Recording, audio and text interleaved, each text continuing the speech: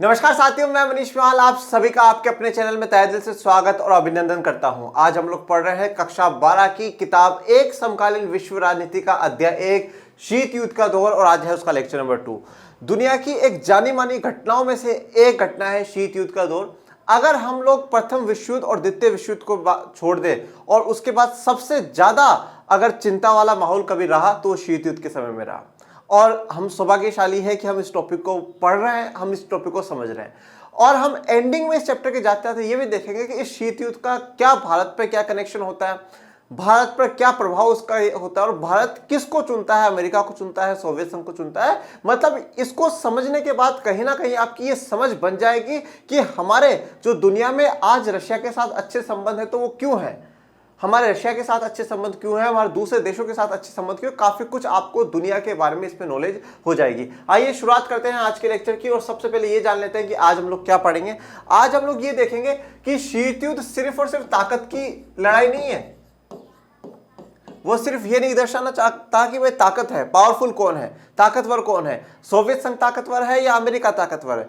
वो ये भी दिखाना चाहता है कि विचारधारा की लड़ाई। अब ये विचारधारा क्या थी ये हम लास्ट लेक्चर में पढ़ चुके हैं। फिर शीत युद्ध क्या होता है इसका मतलब जानेंगे, और फिर फाइनली एमसीक्यूज पे भी चर्चा करेंगे। और जो लेक्चर 1 में मैंने एमसीक्यूज दिए थे उन एमसीक्यूज के मैं आज आपको आंसर भी बताऊंगा, और फिर जो आज के एमसीक्यूज है वो आपको होमवर्क के लिए दिए जाएंगे। आइए शुरुआत करते हैं आज के लेक्चर की।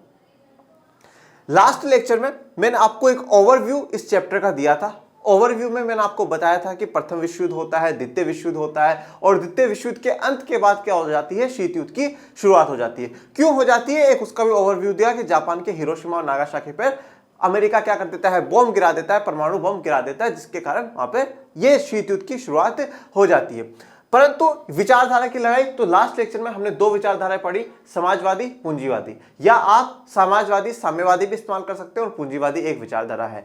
कौन किसके समर्थक में था ये बातें हम लोग जान चुके हैं। और एक बहुत इंपॉर्टेंट टॉपिक हम लोगों ने पढ़ा था, वो था क्यूबा मिसाइल संकट। क्यूबा मिसाइल संकट अगर सबसे इंपॉर्टेंट टॉपिक देखा जाए तो वो क्यूबा मिसाइल संकट है। क्यों? क्योंकि क्यूबा मिसाइल संकट वो शीत युद्ध का चरम बिंदु था, जब लग रहा था पूरी दुनिया को अब तो क्या होगा, तीसरा विश्व युद्ध होकर के ही रहेगा, थर्ड वर्ल्ड वॉर होकर के रहेगी, पर उसको नहीं होने दिया, और सिर्फ ये जो युद्ध है वो शीत युद्ध में ही रहा।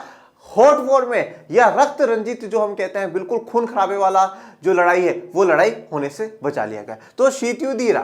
तो क्यूबा मिसाइल संकट हम लोग पढ़ चुके थे। क्यूबा क्या था, कहां पर था, किस प्रकार से उसका प्रेमी कौन था, सोवियत संघ था, परंतु रह किसके पास रहा था, अमेरिका के पास, मतलब बिल्कुल अमेरिका के नजदीक में था। अब आइए जानते हैं विचारधारा की लड़ाई क्या है।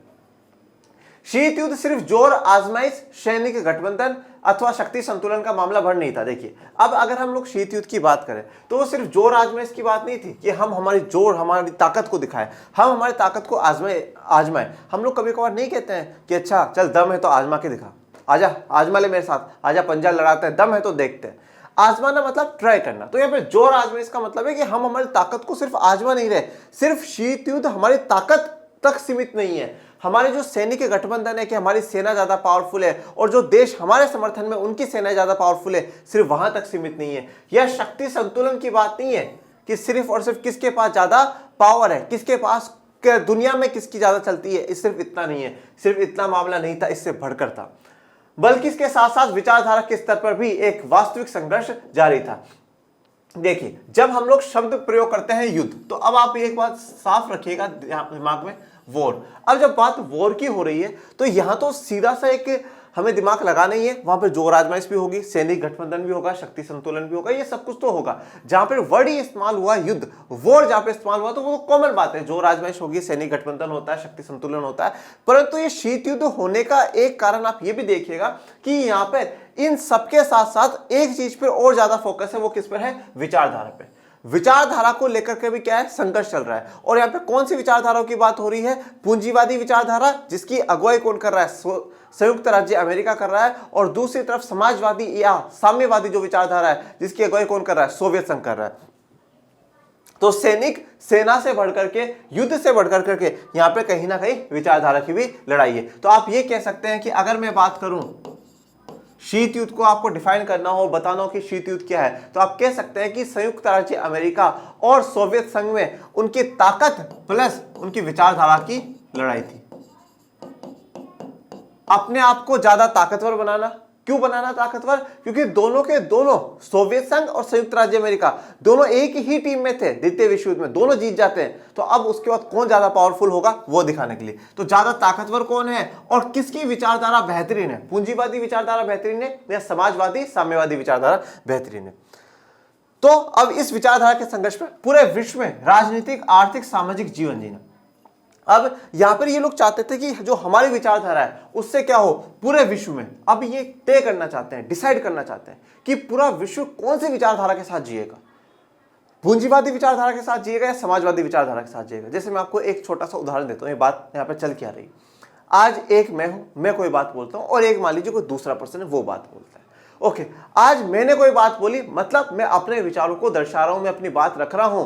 तो अब आज सामने 100 लोग खड़े हैं। ओके, अब 100 में से 90 मेरी तरफ आकर के खड़े हो गए। इसका मतलब क्या है, मेरी विचारधारा, मेरे आइडियाज मजबूत है। और 10 लोग उसकी तरफ जाकर के खड़े हुए, इसका मतलब उसकी विचारधारा, आइडियाज कमजोर है। अगर इसका उल्टा कर लो, 100 लोगों में से 90 इसकी तरफ आकर के खड़े हो गए, 10 मेरी तरफ आकर खड़े हो गए, मतलब मेरे विचारों से शायद लोग कम प्रभावित है और उसके विचारों से लोग ज्यादा प्रभावित है। तो यहां पर ये दोनों देश ये चाहते हैं कि अब देखिए, जो मेरे साथ 90 लोग थे तब ये क्या महसूस हो रहा, मैं ज्यादा ताकतवर हूं। क्यों? क्योंकि मेरे साथ 90 लोग खड़े हैं यार, 90% ऑफ द पॉपुलेशन मेरे साथ है और उसके साथ सिर्फ 10%।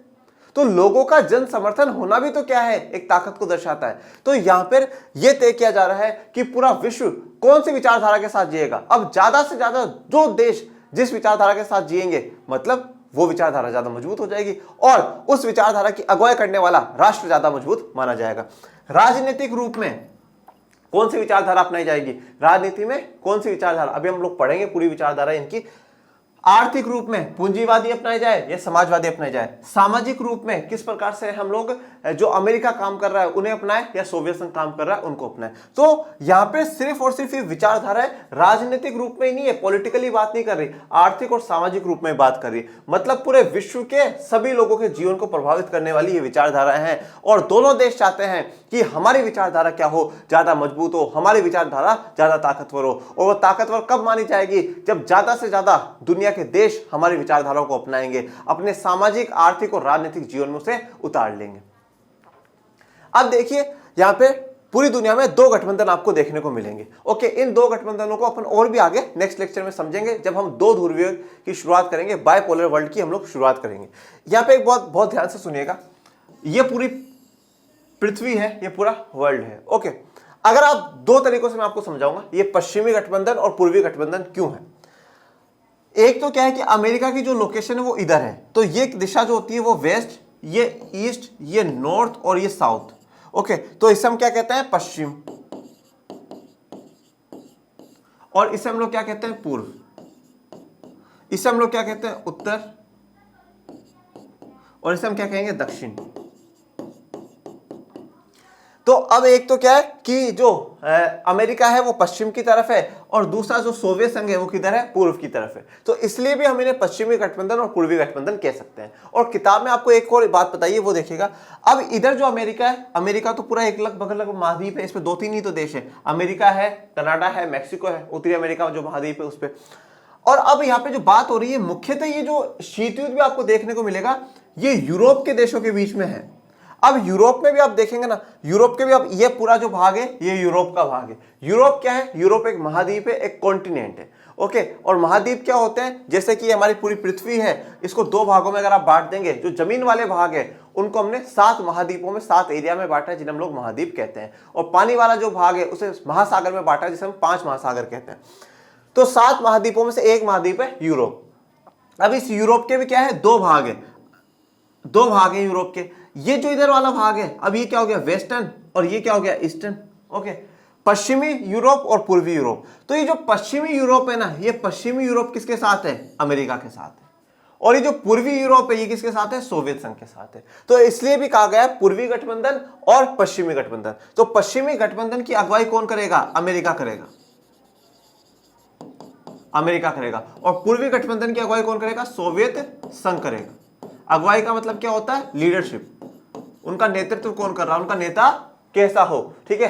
तो पश्चिमी गठबंधन वाले कहते हैं हमारा नेता अमेरिका जैसा हो, और पूर्वी गठबंधन वाले कहते हैं हमारा नेता कैसा हो, सोवियत संघ जैसा हो। तो यहाँ पे यूरोप को क्या है, दो भागों में बांट दिया गया है कि एक पश्चिमी यूरोप जो क्या है कि अमेरिका की तरफ है, एक पूर्वी यूरोप जो सोवियत संघ की तरफ है। और आगे हम लोग बर्लिन वॉल की चर्चा करेंगे। बर्लिन वॉल जर्मनी में है। जर्मनी में बर्लिन वॉल बना दी गई थी जो ये दिखाती थी इसकी जो पश्चिम साइड है वो अमेरिका को समर्थन करती है और जो पूर्वी साइड है वो उनको सपोर्ट करती है सोवियत संघ को।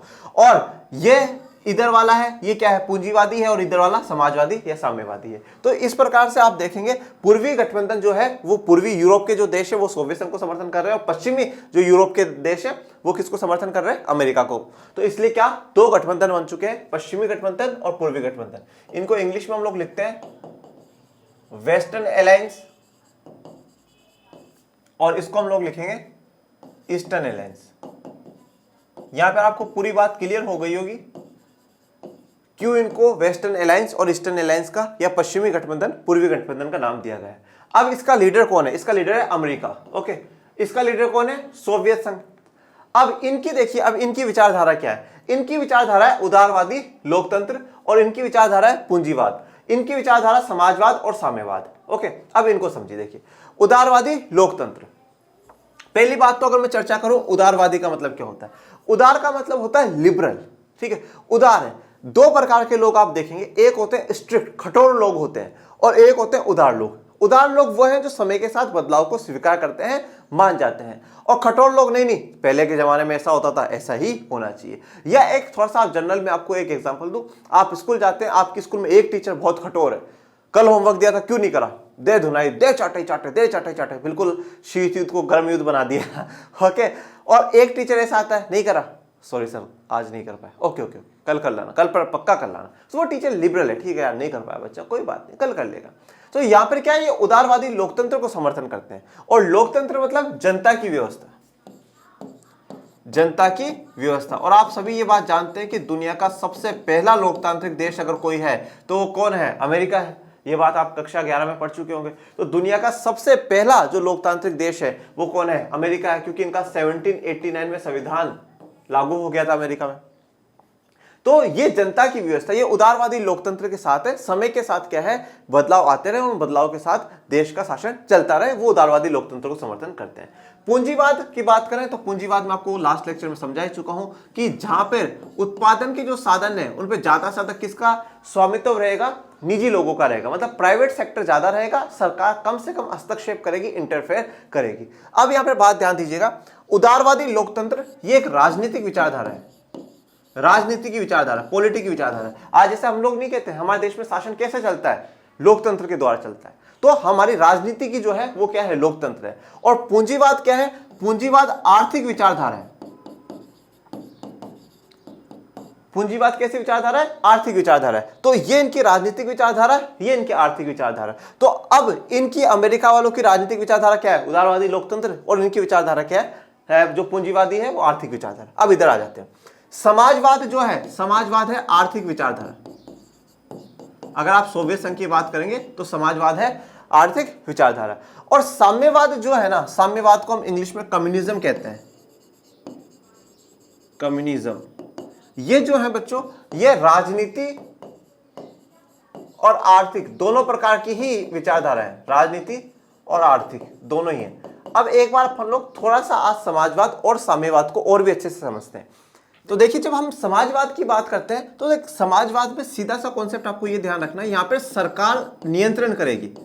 यहाँ पर क्या था, पूंजीवाद में सरकार का नियंत्रण कम था, निजी क्षेत्र का नियंत्रण ज्यादा था, हस्तक्षेप सरकार का कम था, निजी क्षेत्र का ज्यादा था। अब यहाँ पे क्या होगा कि सरकार का जो हस्तक्षेप है, नियंत्रण है, वो ज्यादा होगा, वो समाजवाद की विचारधारा है। इसमें दूसरी बात ये कही गई है कि अगर जितना इंसान काम करता है उसको उस हिसाब से क्या होना चाहिए, रेवेन्यू मिलना चाहिए, उसको उस हिसाब से इनकम मिलनी चाहिए। जैसे कि अगर मान लीजिए मैंने 5 घंटे काम करा तो मुझे 5 घंटे के हिसाब से पैसा मिलना चाहिए। मैं जितने एफर्ट्स लगा रहा हूं मुझे उस हिसाब से पैसा मिलना चाहिए, मुझे उस हिसाब से उस काम की वैल्यू मिलनी चाहिए। तो यहाँ पे सरकार कंट्रोल करती है, और यहाँ पे जो रेवेन्यू, ये जो पैसा उस इंसान को मिलेगा उसकी मेहनत के हिसाब से मिलेगा, उसने कितने एफर्ट्स डाले हैं। साम्यवाद की चर्चा करता हूं। साम्यवाद में हर चीज सरकार ही कंट्रोल करेगी। यहां पे कुछ थोड़ा बहुत हो सकता है कि प्राइवेट हो, यहां पे अलाउ है कि प्राइवेट प्रॉपर्टी हो सकती है, निजी इंसान के पास प्रॉपर्टी हो सकती है, पब्लिक की भी, सरकार की प्रॉपर्टी होगी, प्राइवेट की भी होगी, परंतु यहां पे बिल्कुल मना है, सख्त मना है कि प्राइवेट एक इंसान भी प्रॉपर्टी नहीं रखेगा। सब कुछ 100% जो हो किसके पास हो, सरकार के पास हो। और यहां पे दूसरी बात यह कही गई कि लोगों को किस प्रकार से वितरण करा जाए, बोले लोगों की जितनी जरूरत है उस हिसाब से,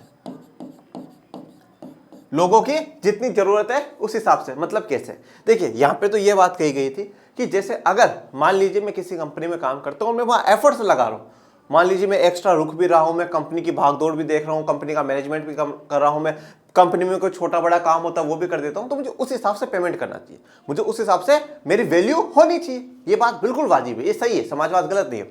पर साम्यवाद ये कहता है चाहे मैं 10 घंटे काम कर रहा हूं, ओके, मैं चाहे क्या कर रहा हूं 10 घंटे काम कर रहा हूं, पर मुझसे अलावा कोई एक ऐसा व्यक्ति है जिसको ज्यादा जरूरत है, उसको क्या, उसको ज्यादा पैसे दो। मतलब क्या है, आप कितना भी करो पर सबको बराबर बराबर बराबर ही करना होगा। यहां पर क्या है कि जो समाजवाद में अमीर और गरीब की जो खाई है उसको कम करने की कोशिश है, अमीर और गरीब की जो दूरी है उसको कम करने की कोशिश है। पर यहां पर ये चाहते हैं कि जो क्लास है वो खत्म ही हो जाए,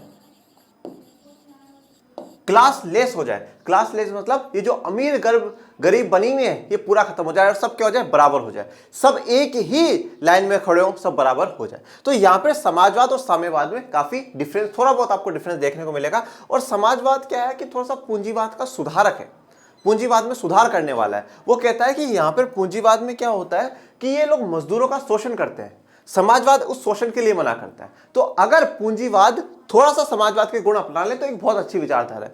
परंतु साम्यवाद क्या कहता है कि पूंजीवाद का अंत ही होना चाहिए, पूंजीवाद खत्म होना चाहिए। तो मतलब हम ये कह सकते हैं कि समाजवाद एक व्यवहारिक है, ठीक है, हम उसे एक्सेप्ट कर सकते हैं, पर साम्यवाद थोड़ा सा उग्र रूप है जहां पे पूर्ण रूप से हर चीज सरकार कंट्रोल करे, सब कुछ सरकार के ही नियंत्रण में चले। ओके, तो यहां पे पश्चिमी गठबंधन, पूर्वी गठबंधन, पश्चिमी गठबंधन की अगुवाई कौन कर रहा है, अमेरिका, और इसकी कौन कर रहा है, सोवियत संघ। इनकी राजनीतिक विचारधारा कैसी है, उदारवादी लोकतंत्र, और इनकी कैसी है, साम्यवाद। अब यार लोकतंत्र में क्या है, जनता के हिसाब से, जैसा जनता चाहती है वैसा कर दो, पर यहां पे तो सब कुछ सरकार के अनुसार। मतलब साम्यवाद तो यह भी कहता है कि अगर आपके घर में 10 कमरे हैं और आपको 2 ही कमरों की आवश्यकता है तो 8 सरकार को दे दो, वो 8 में किसको कर देगी, गरीबों को शिफ्ट कर देगी। तो चाहे कितनी भी मेहनत कर रहे हो पर उस मेहनत का क्या है, सबको बराबर ही हक मिलेगा, चाहे आप ज्यादा मेहनत करो कम कर रहे हो। तो साम्यवाद ये बात कहता है। तो यहां पे और फिर इनकी जो आर्थिक विचारधारा है वो पूंजीवाद है और इनकी कैसी है, समाजवाद है। तो अब ये लोग चाहते हैं कि हमारी विचारधाराओं के हिसाब से दुनिया चले, हमारी विचारधारा के हिसाब से दुनिया के जो देश है उनकी राजनीति तय हो, उनके आर्थिक सामाजिक जीवन है वो तय हो। अब देखिए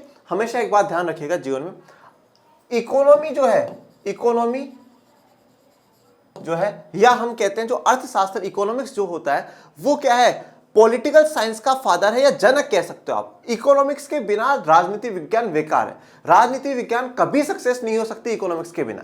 कैसे नहीं हो सकती, जैसे आज आप एक जनरल पॉइंट ऑफ व्यू में आपको बताता हूं। आज हमारे देश में सरकारें चल रही हैं, ये सरकारें चाहे कितना भी समाज कल्याण का काम कर दे, ठीक है, बेहतरीन से बेहतरीन सुधार कर दे, सब कुछ कर दे, सब बढ़िया है, पर अगर देश में एक बार महंगाई बढ़ गई और भूखमरी चालू हो गई, सब बेकार।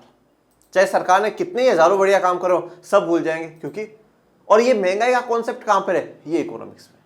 तो इकोनॉमिक्स क्या है, कहा जाता है कि इकोनॉमी जो है, अर्थव्यवस्था अर्थशास्त्र है, वो क्या, राजनीति विज्ञान की जनक है। और आपने अगर सुना होगा कि कौटिल्य जो थे, चाणक्य भी जिन्हें कहते हैं, चाणक्य जी की एक बहुत फेमस किताब थी अर्थशास्त्र, और अर्थशास्त्र के हिसाब से ही क्या था, उनका पूरा जो चंद्रगुप्त मौर्य का शासन चला करता था। अब अर्थशास्त्र से काफी लोगों को यह लगता है कि वो एक इकोनॉमिक्स की किताब होगी, पर वो सच में इकोनॉमिक्स की ना होकर के वो एक राजनीति विज्ञान की किताब थी कि राजा किस प्रकार से शासन चलाएगा, अगर किसी ने कुछ गलत करा तो कैसे उसको दंड दिया जाएगा। क्यों, क्योंकि इकोनॉमी ही राजनीति का आधार है।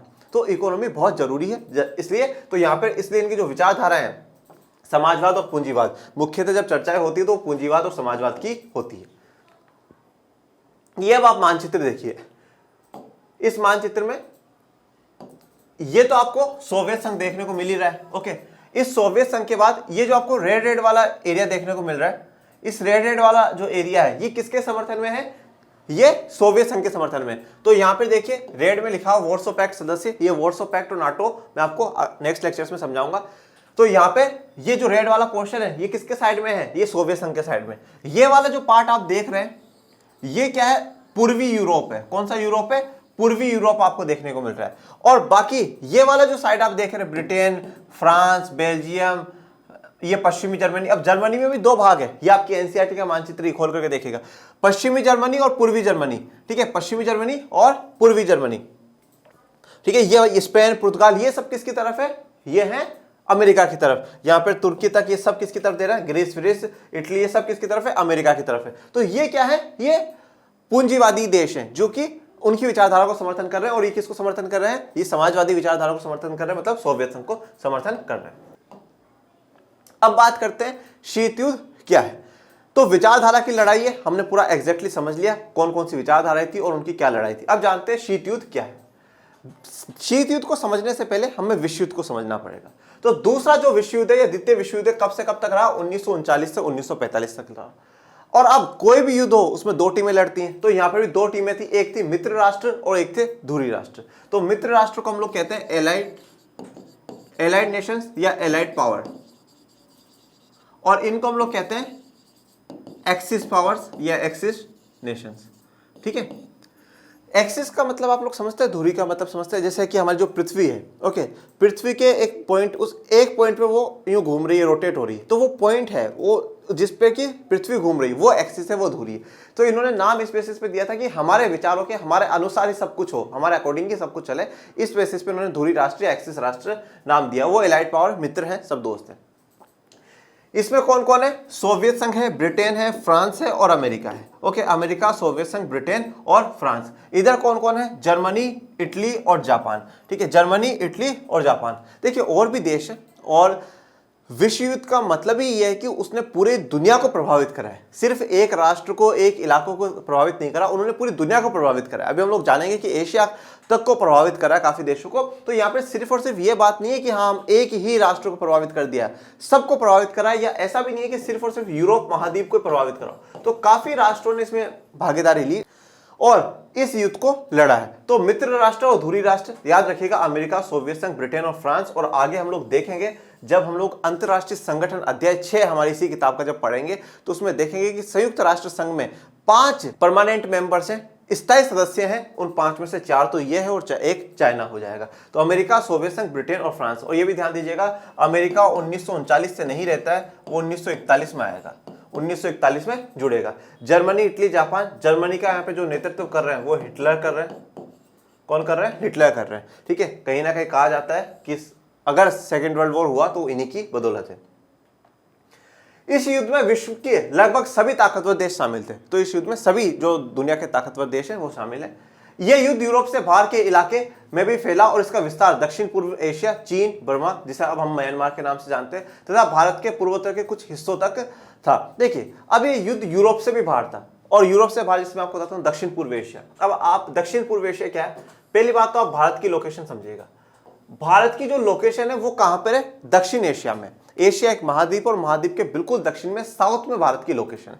और जब आप यहां पर देखेंगे, इन वाले इलाकों को आप देखेंगे तो ये कहलाता है दक्षिण पूर्व एशिया। ओके, ये क्या कहलाएगा, दक्षिण पूर्व एशिया। जैसे आप मान लीजिए ये पूरा एशिया है, ओके, ये पूरा एशिया, ये उत्तर नॉर्थ, ये साउथ दक्षिण, ये पश्चिम और ये ईस्ट।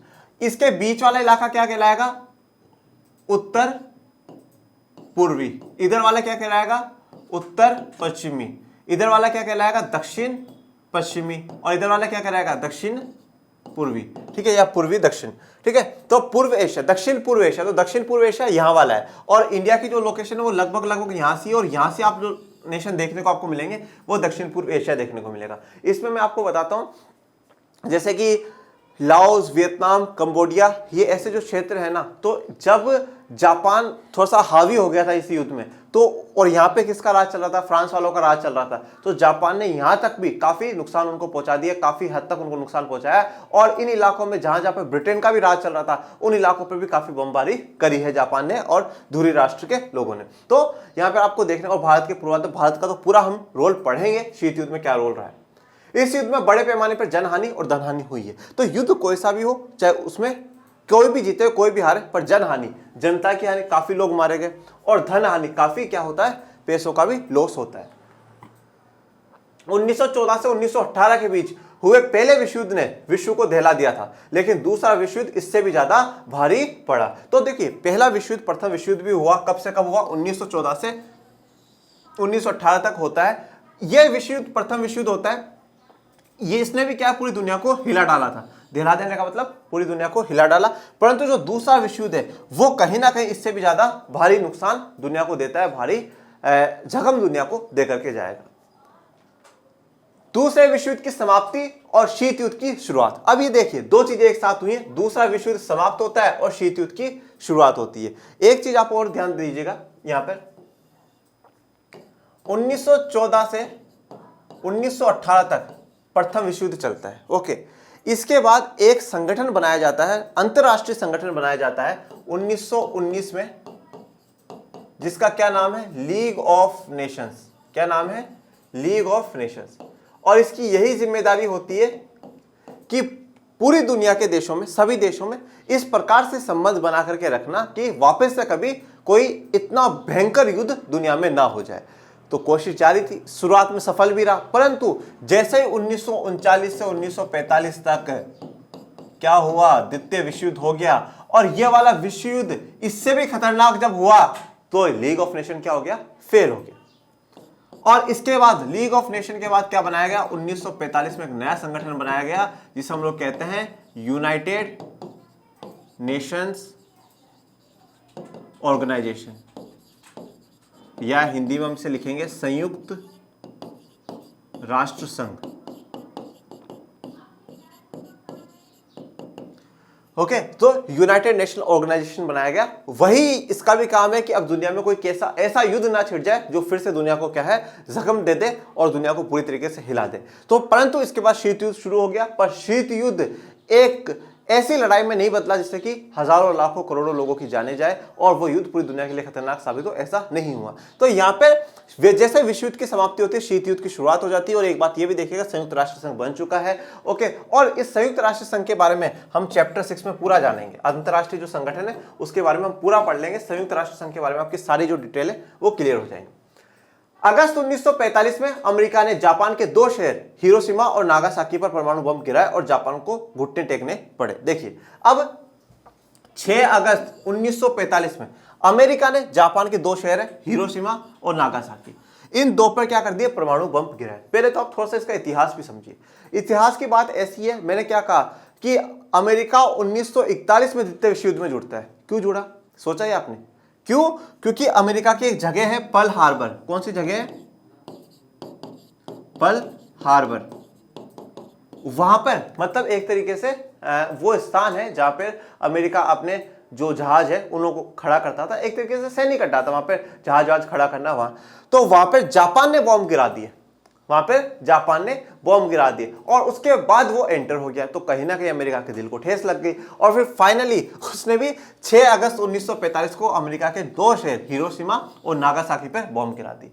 अब परमाणु बम गिरा रहा है तो बिल्कुल ऐसा तो है नहीं कि हाँ चिल्ला करके गिराएगा। देखिए, मैं कल, आज जैसे 5 अगस्त और बोलेगा कल, मैं कल 6 अगस्त को हिरोशिमा नागासाकी पर परमाणु बम गिराऊंगा, ऐसा बोलेगा नहीं। तो उसने क्या करा, जो परमाणु बम थे उनको गुप्त नाम दिए, सीक्रेट नेम्स दिए।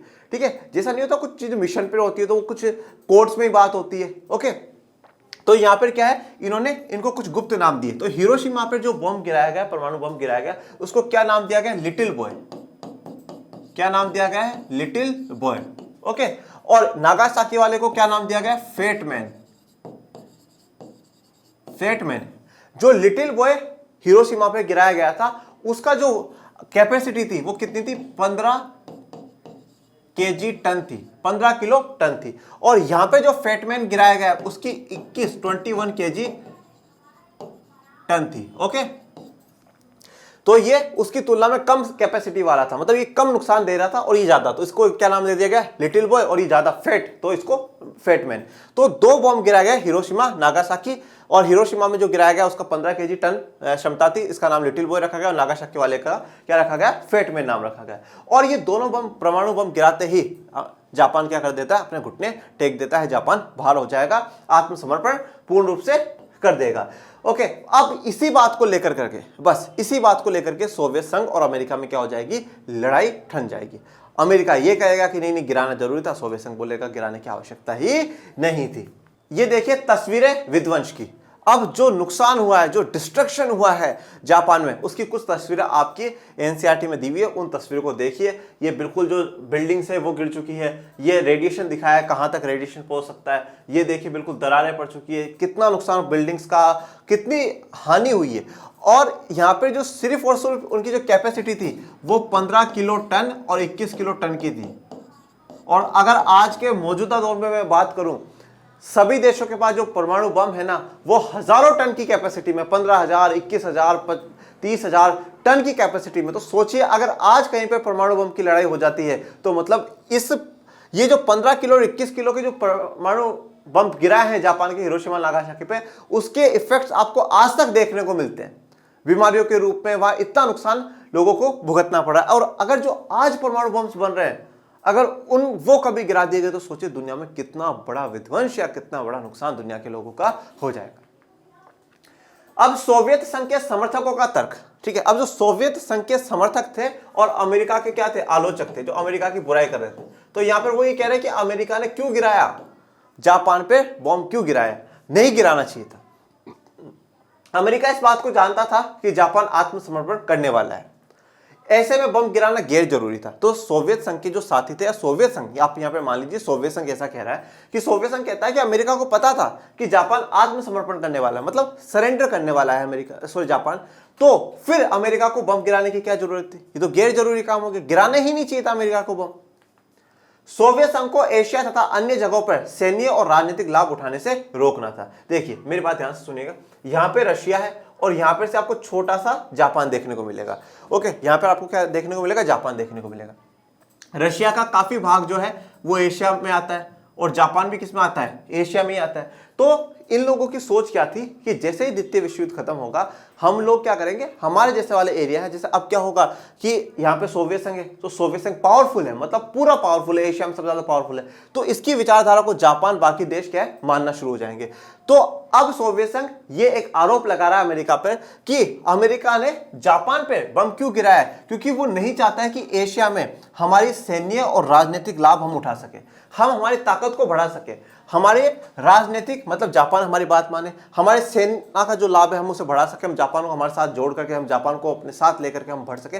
मतलब ओवरऑल इतना सा सोवियत संघ कहना चाहता है कि आप हमारी शक्तियों को बढ़ने देखना नहीं चाहते, कि हम हमारी शक्तियों को बढ़ाएं। ठीक है, क्यों, क्योंकि अब आपने बॉम्ब गिरा दिया, इसका मतलब यह है कि किसने गिराया, मित्र राष्ट्र वालों ने गिराया, कल को जापान तो हमारे खिलाफ हो गया, तो ये बात गलत है। और कहीं ना कहीं आपने ये भी दर्शा दिया, आपने बॉम्ब गिरा करके अमेरिका ज्यादा ताकतवर है, सोवियत संघ कुछ भी नहीं कर सकता, इसलिए सदैव क्या करें, अमेरिका के संरक्षण में जापान को रहना चाहिए, अमेरिका ही सबसे बड़ी ताकत है। तो आपने जापान पे बॉम्ब गिरा करके क्या दर्शा दिया कि अमेरिका ही सबसे बड़ी ताकत है। तो यहां पर तीन बातें नजर आई। पहली बात तो अमेरिका को बम नहीं गिराना चाहिए था, ये गैर जरूरी सोवियत संघ को लगता था क्योंकि जापान आत्मसमर्पण करने वाला है। दूसरा सोवियत संघ का आरोप यह था कि अमेरिका कभी नहीं चाहता है कि हम हमारा एशिया में प्रभुत्व जमाए, हम हमारे सैन्य और राजनीतिक लाभ एशिया से उठा सके। और तीसरी बात, अमेरिका इन परमाणु बम को गिरा करके ये दर्शाना चाहता है, एशिया में खौफ पैदा करना चाहता है कि सबसे ज्यादा ताकतवर कौन है, अमेरिका ही सबसे ज्यादा ताकतवर है। अब जो अमेरिका के समर्थक है उनका क्या तर्क था, वो क्या कह रहे हैं, वो कहते हैं कि युद्ध को जल्दी से जल्दी समाप्त करने तथा अमेरिका और साथी राष्ट्रों की आगे की जनहानि को रोकने के लिए परमाणु बम गिराना जरूरी था। अब अमेरिका ने तो एक ही पॉइंट में जवाब देती है, वो कह रहे हैं कि युद्ध को जल्दी से जल्दी समाप्त करने के लिए, और अमेरिका और साथी राष्ट्र, अमेरिका और जितने भी साथी राष्ट्र, कौन से, जितने भी मित्र राष्ट्र के देश हैं, उन सबको आगे की जनहानि और धन हानि को रोकने के लिए यह जरूरी था कि हम परमाणु बम गिराएं और इस युद्ध को खत्म कर दें। नोट, विश्व युद्ध की समाप्ति के कारण कुछ भी हो, अब चाहे विश्व युद्ध की समाप्ति के कारण चाहे कुछ भी रहो, चाहे अमेरिका जो कह रहा है कि भाई हम जल्दी से जल्दी युद्ध को खत्म करना चाहते थे, चाहे वो रहे हो, चाहे सोवियत संघ के जो आरोप हैं वो आरोप सत्य हो, कुछ भी हो, किसी भी कारण से चाहे विश्व युद्ध खत्म हुआ हो, परंतु वैश्विक राजनीति के मंच पर दो महाशक्तियों का उदय हो गया था। यहां पर चाहे द्वितीय विश्व युद्ध किसी भी कारण से खत्म हुआ हो, पर इसका एक जो प्रभाव, एक जो आपको इफेक्ट देखने को मिलेगा, वो ये देखने को मिला कि वैश्विक राजनीति के, वैश्विक राजनीति का मतलब क्या है, जो वर्ल्ड पॉलिटिक्स है पूरी दुनिया में, पूरी दुनिया की जो वर्ल्ड पॉलिटिक्स है उसके मंच पर दो महाशक्तियां, दो सुपर पावर्स आ चुकी है, और वो दो सुपर पावर्स कौन कौन सी है, अमेरिका और सोवियत संघ। ये बात तो क्लियर हो चुकी थी। सेकेंड वर्ल्ड वॉर चाहे क्यों भी खत्म हुआ हो, किसी भी कारण से खत्म हुआ हो, पर पूरी दुनिया को दो महाशक्तियां, सुपर पावर्स मिल चुकी थी। वो कौन थे, अमेरिका और सोवियत संघ। ये दो ही क्यों, फ्रांस या ब्रिटेन क्यों नहीं? चलो हम मान लेते हैं जापान, जर्मनी, इटली तो हार गए, पर फ्रांस, ब्रिटेन, बाकी क्यों नहीं? क्यों? क्योंकि इनका भी काफी नुकसान हो चुका था, इनका काफी नुकसान हो चुका था। सारे उपनिवेशों में आजादी की मांग चल रही थी, वो आजाद होने के लिए तैयार थे। जितने भी सोर्सेस थे इनके पास वो सारे खत्म हो चुके थे, वो बिल्कुल कमजोर पड़ चुके थे। इसलिए अब पूरी दुनिया में सिर्फ और सिर्फ दो ही महाशक्तियां थी, दो ही पावर आपको देखने को मिलेगी, एक अमेरिका और एक सोवियत संघ। और इन्हीं दोनों के बीच में क्या है, अब शीत युद्ध की शुरुआत हो जाएगी। महाशक्तियों की ताकत विश्व की किसी भी घटना को प्रभावित कर सके। अब इन दोनों महाशक्तियों में इतनी ताकत थी कि विश्व में कोई भी काम हो रहा है, कोई भी घटना, कोई भी इंसिडेंट हो रहा है, उसको प्रभाव कर सकते हैं, उसको इफेक्ट कर सकते हैं कि ऐसा नहीं, ऐसा होना चाहिए, हम कह रहे हैं। क्यों? क्योंकि दोनों सुपर पावर्स, दोनों के पास राजनीतिक रूप से, सेना की शक्ति के रूप से, मिलिट्री के हथियारों के रूप से, हर तरीके से इनके पास क्या थी, ताकत थी। 1950 के दशक की शुरुआत में ही संयुक्त राज्य अमेरिका और सोवियत संघ ऐसे परमाणु बमों का परीक्षण कर रहे थे जिनकी क्षमता 10 से 15,000 किलो टन थी। अब ये बात आप देखिए, मैंने आपको बताया कि 15 किलो टन का बम कहां गिरा गया, लिटिल बॉय हिरोशिमा में, और 21 किलो टन का कहां पे गिरा गया, नागासाकी में। और 1950 के दशक, मतलब इस टाइम पीरियड के आसपास में जब शीत युद्ध की शुरुआत हो चुकी है, अमेरिका ने और सोवियत संघ ने जो परमाणु बमों का परीक्षण करा, जो टेस्ट करा, वो कितने का करा, 10 से 15,000 किलो टन। ये सिर्फ 15 किलो टन है, ये 10 से 15,000 किलो टन है। अब आप सोचिए, अगर शीत युद्ध फुल वॉर में बदल जाता, भयंकर वाली लड़ाई में बदल जाता और परमाणु बम गिराए जाते एक देश के दूसरे देश के द्वारा, तो कितना नुकसान होता, कितना लॉस पूरी दुनिया का होता, हजारों, लाखों, करोड़ों लोग मर जाते, और उसके प्रभाव पूरी दुनिया पर हमें देखने को आज भी मिलते। शीत युद्ध के कारण जानते हैं कि शीत युद्ध के कारण क्या है, क्यों हुआ ये शीत युद्ध, ये क्यों हो रहा है, उसकी बात समझते हैं। अमेरिका और सोवियत संघ का महाशक्ति बनने की होड़। देखिए अब क्या होता है कि आप जैसे फर्स्ट रैंक पर हर बार आप आते हैं और सेकंड रैंक पर कोई दूसरा आता है, ठीक है। कभी मान लीजिए आप सेकंड पे आ गए, फर्स्ट पे वो आ गया। अब आप दोनों के बीच में क्या चल रहा है, फर्स्ट पे आने की रेस चल रही, टॉप तो मैं ही रहूंगा। यहां पर ये दोनों ही महाशक्तियां हैं, अमेरिका भी महाशक्ति है और सोवियत संघ भी महाशक्ति है। पर सोवियत संघ ये सोचता कि ये क्यों है, मैं ही क्यों नहीं, पूरी दुनिया किसके आगे झुके, मेरे आगे झुके। और अमेरिका कहता नहीं, इसके आगे क्यों झुक रही है, मेरे आगे झुके। तो मतलब पूरी दुनिया में ये चाहते हैं कि सिर्फ और सिर्फ एक ही सुपर पावर, एक ही महाशक्ति रहनी चाहिए, और वो महाशक्ति कौन रहे, हम रहे। अमेरिका कहता है हम रहे, सोवियत संघ कहता नहीं हम रहे। तो अमेरिका और सोवियत संघ में महाशक्ति बनने की होड़ है, मतलब रेस चल रही है, कौन महाशक्ति बनेगा, ठीक है। जैसे हम नहीं कहते कौन बनेगा करोड़पति, तो ये गेम खेल रहे कौन बनेगा महाशक्ति, ओके।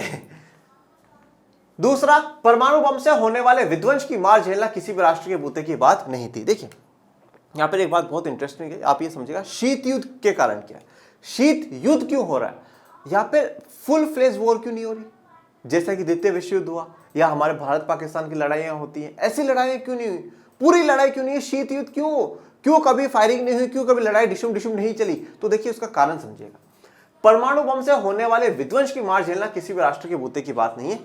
परमाणु हथियार हो कि वे एक दूसरे को असहनीय क्षति पहुंचा सके, तो ऐसे में दोनों के बीच रक्त रंजित युद्ध होने की संभावना कम रह जाती है। अब देखिए यहां पर एक बहुत इंटरेस्टिंग बात मैं आपको समझाता हूं। अमेरिका और सोवियत यूनियन, अमेरिका के पास भी परमाणु बम है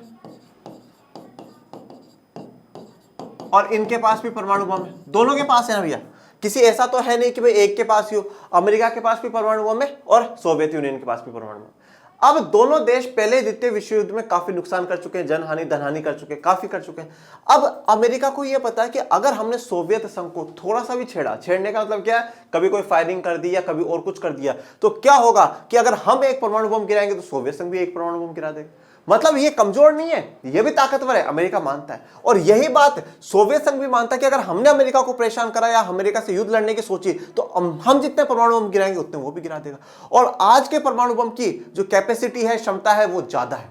तो यहां पर दोनों राष्ट्रों में से कोई भी जो परमाणु बम से विध्वंस या जो नुकसान हो सकता था, उसको सहन करने की क्षमता किसी में भी नहीं थी। वो नहीं चाहते थे कि उतना नुकसान वापस हो जितना कि द्वितीय विश्व युद्ध में हुआ है। तो इसलिए परमाणु हथियार जब दोनों देशों के पास होते हैं तो वो कोशिश यही करते हैं कि जो रक्त रंजित, जो फुल वॉर है, ये ना हो, ये जो हॉट वॉर है ये ना हो, खून खराबे वाली लड़ाई ना हो। इसलिए फिर इन्होंने क्या करा, शीत युद्ध ही चलने दिया। मतलब दुनिया में टेंशन चल रही है, अब युद्ध हो सकता है, अब युद्ध हो सकता है, अब हो जाएगा, पर हुआ नहीं।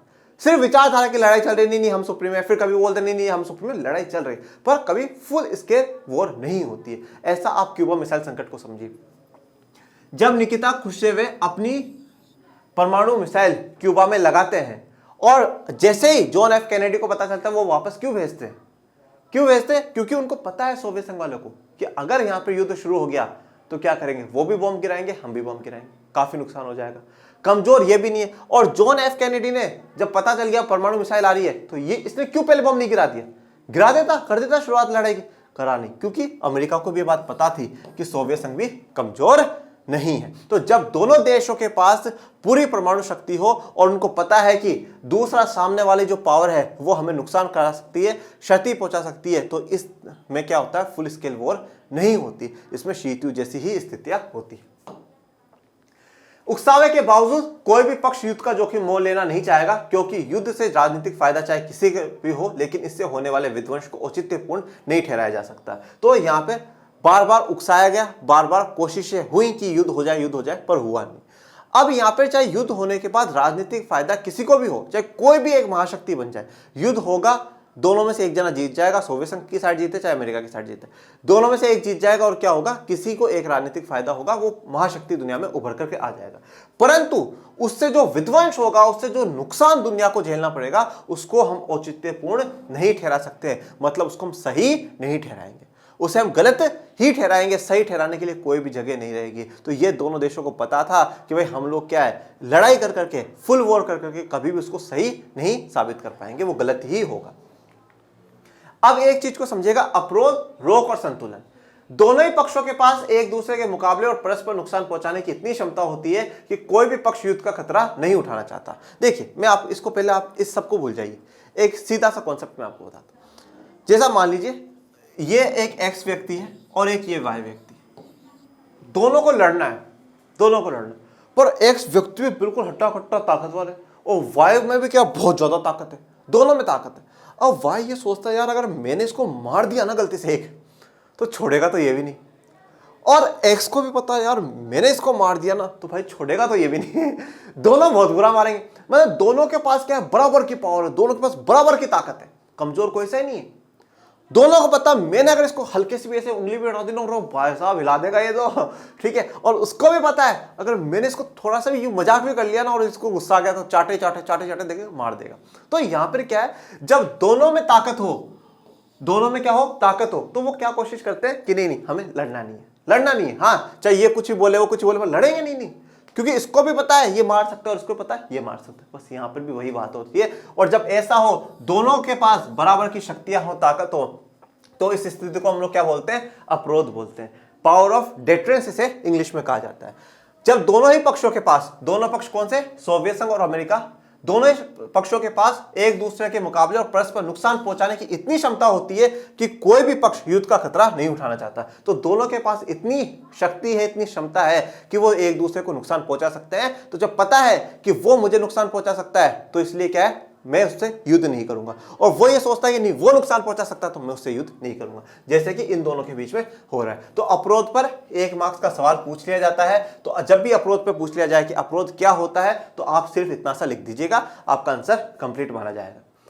पारस्परिक प्रतिद्वंदिता को न रोक सके। देखिए अब यहां पर क्या है, ये जो अप्रोध वाला काम है, इसने फुल वॉर को तो रोक दिया, वॉर तो नहीं होने दिया, ठीक है, शीत युद्ध में मामला चलता रहा, इसने फुल वॉर को रोक दिया, जो खून खराबे वाली लड़ाई होती है उसको रोक दिया, परंतु प्रतिद्वंदिता जो कंपटीशन है उस कंपटीशन को ना रोक सके। वो कंपटीशन तो चल ही रहा है, हम आगे देखेंगे कि क्या है, अमेरिका भी अपना संगठन बना रहा है, देशों से मिल रहा है, सोवियत संघ भी देशों से मिल रहा है, संगठन बना रहा है, कंपटीशन तो दोनों में चल रहा है, कंपटीशन को नहीं रोक पा रहे, कंपटीशन तो कंटिन्यूअसली चलता ही जा रहा है। अब इनकी सैन्य विशेषताएं देखते हैं। इसमें दो महाशक्तियां और उनके अपने अपने गुट थे। ये हम नेक्स्ट जब लेक्चर पढ़ेंगे ना उसमें आपको और भी अच्छे से समझ में आएगा। इन्होंने अपने अपने गुट बना लिए थे, अपने अपने ग्रुप्स बना लिए थे। नाटो अमेरिका ने बनाया था और वॉर्सो संधि या वॉर्सो पैक्ट किसने बनाया था? सोवियत संघ ने बनाया था। तो उनमें ये अपने अपने देश के नेतृत्व कर रहे थे और बाकी इनके साथ और भी देश जुड़ गए थे। इन परस्पर प्रतिद्वंदी गुटों में शामिल देशों से अपेक्षा थी कि वे तर्कसंगत और जिम्मेदारी भरा व्यवहार करें। तो अब देखिए क्या हो रहा है। जैसे मान लीजिए ए टीम अमेरिका की हो गई और बी टीम सोवियत संघ की हो गई। अब इसमें एक्स वाई जेड ये देश जुड़ गए और इसमें जैसे मान लीजिए छोटा ए, बड़ा छोटा बी और छोटा सी, ये तीन लोग जुड़ गए।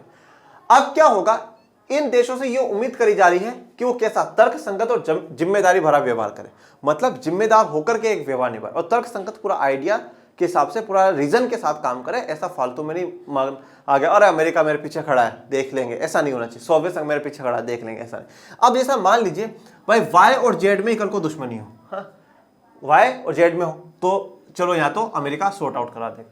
पर कल को ऐसा हो कि आप मान लीजिए एक्स और बी में दुश्मनी है, एक्स और बी में दुश्मनी, ओके। अब जब एक्स और बी में दुश्मनी तो ये दोनों देशों को जिम्मेदारी का मतलब है ये दोनों देश ना लड़े, क्योंकि इनको ये पता होना चाहिए कि अगर हम दोनों लड़ लिए तो हमारे नाम पर ये दोनों लड़ना शुरू हो जाएंगे। कौन? अमेरिका और सोवियत संघ, ये दोनों लड़ना शुरू हो जाएंगे। और अगर ये दोनों लड़ना शुरू हो गए तो पूरी दुनिया को खतरा ही खतरा है, तीसरा विश्व युद्ध पक्का होकर के रहेगा। तो जिम्मेदारी का मतलब यहां पर यह है कि जो हम छोटे मोटे देश हैं जो इनसे जुड़े हुए हैं वो भी शांति बनाए रखें। आपसी युद्ध में जोखिम है क्योंकि संभव है कि इसकी वजह से दो महाशक्तियों के बीच युद्ध ठन जाएगा। आपसी युद्ध मतलब जैसे एक्स और बी का मैंने आपको बताया, उसके चक्कर में क्या होगा, ए और बी मतलब अमेरिका और सोवियत संघ लड़ना शुरू हो जाएंगे, तो ये दोनों महाशक्तियों के बीच में युद्ध ठन जाएगा। इस संदर्भ में जिम्मेदारी का मतलब था संयम से काम लेना और तीसरे विश्व युद्ध के जोखिम से बचना। ओके, तो यहां से जिम्मेदारी का मतलब यही है कि संयम से काम लेना, शांतिपूर्ण तरीके से, पेशेंट नहीं, ठीक है हम बातचीत करके मामला ठंडा कर लेते हैं, क्योंकि अगर हम लड़ लिए तो अमेरिका और सोवियत संघ लड़ लेगा। और तीसरे विश्व युद्ध के जोखिम से बचाना, और फाइनली तीसरे विश्व युद्ध के जोखिम से बच ही जाते हैं, तीसरा विश्व युद्ध नहीं होता। आ जाते हैं अब आज के एमसीक्यूज पे, आज आपके सवालों पे। देखिए लास्ट में मैंने आपको 4 क्वेश्चन देकर के गया था लेक्चर 1 में, question 1, question 2, question 3, question 4। Question 1 का जो आंसर रहेगा वो सी रहेगा, क्वेश्चन 2 का जो रहेगा डी रहेगा, क्वेश्चन 3 का सी और क्वेश्चन 4 का बी। ओके, उनके जो आंसर्स हैं सी, डी, सी, बी हैं। ओके, अब आ जाते हैं आज के क्वेश्चंस पे। पहला क्वेश्चन है, किन देशों द्वारा महाशक्ति बनने की होड़ ने शीत युद्ध को जन्म दिया? अमेरिका और सोवियत संघ, सोवियत संघ और यूरोप, यूरोप और जापान, जर्मनी और फ्रांस। क्वेश्चन 2 है, धुरी राष्ट्र की अगुवाई कौन कौन से देश कर रहे थे? जर्मनी, इटली, जापान, रूस, France, Germany, Japan, Italy, America, Germany, Italy और फ्रांस। मित्र राष्ट्रों की अगुवाई कौन कौन से देश कर रहे थे? जर्मनी, फ्रांस और इटली, जर्मनी, इटली, जापान, रूस, जापान और फ्रांस, अमेरिका, फ्रांस और रूस। अमेरिका ने जापान के हिरोशिमा एवं नागासाकी पर कब बम गिराया? सन 1944 में, 45 में, 40 में या 42 में? शीत युद्ध का प्रारंभ कब हुआ? 44, 45, 46, 47। शीत युद्ध के समय पूंजीवादी गुट का नेतृत्व कौन कर रहा था? अमेरिका, चीन, फ्रांस या सोवियत संघ? ओके, तो ये क्वेश्चन 6, 1, 2, 3, 4, 5, 6, ये 6 क्वेश्चन आज आप लोगों के लिए है। और आज के लिए इतना ही। आपको कोई भी समस्या हो प्लीज कमेंट बॉक्स में बताइएगा और इन क्वेश्चंस का जरूर जवाब दीजिएगा। और आपने लास्ट लेक्चर भी ना देखा हो तो वो भी देखिएगा और ज्यादा से ज्यादा लोगों तक इसे लाइक, शेयर, सब्सक्राइब कराइए। मिलते हैं नेक्स्ट लेक्चर में, तब तक के लिए थैंक यू सो मच। जय हिंद, जय भारत।